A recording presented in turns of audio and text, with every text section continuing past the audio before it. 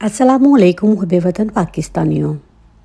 आखिरकार बातिल को शिकस्त होगी, यही उम्मीद लगाए पूरा पाकिस्तान बैठा हुआ है।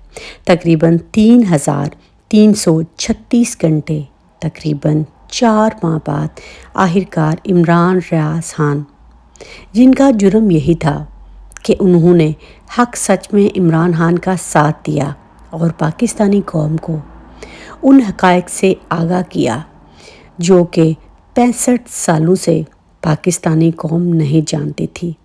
इस जुर्म की पादाश में इमरान रियाज खान को अगवा किया गया।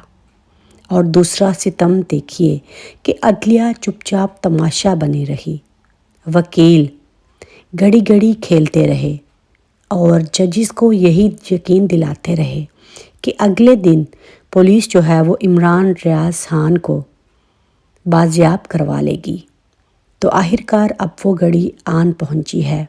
आप ये सोचिए कि इमरान रियाज खान और उसकी फैमिली किस करब से गुजरी, लेकिन उन लोगों ने सब्र और इस्तिकामत का दामन हाथ से नहीं छोड़ा। मैंने आपको कुछ दिनों पहले ही ये बात बताई थी कि आने वाले दिनों में कुछ खुशखबरियाँ आने वाली है। इस टाइम पर इमरान खान और इमरान रियाज खान दोनों ही पाकिस्तान का मसला बने हुए हैं, लेकिन अल्लाह के हुक्म से एक इमरान रियाज जो है वो बाजियाब हो चुका है।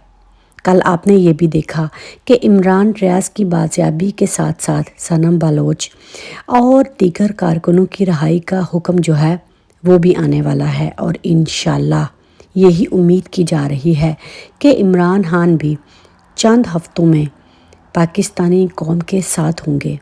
तो अब मैं ये सवाल पूछना चाहती हूँ कि अब वो लोग किधर हैं जिन्होंने इमरान रियाज खान को एयरपोर्ट से गिरफ़्तार किया था और बेशर्मों की तरह अदालत में भी पेश नहीं करते थे, और आज किस मुंह से सियालकोट की पुलिस जो है वो ये पैगाम दे रही है कि इमरान रियाज खान बाजियाब हो चुके हैं, वो अपने घर पहुंच चुके हैं।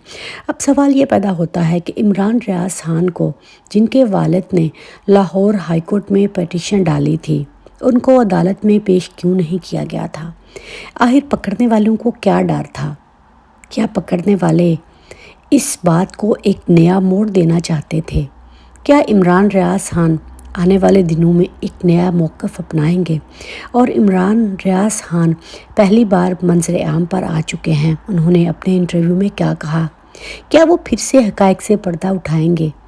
और कुछ सहाफ़ी तो यही भी कह रहे हैं कि इमरान रियाज खान ने माफ़ी मांग ली है। इमरान रियाज खान एक तगड़ा सहाफ़ी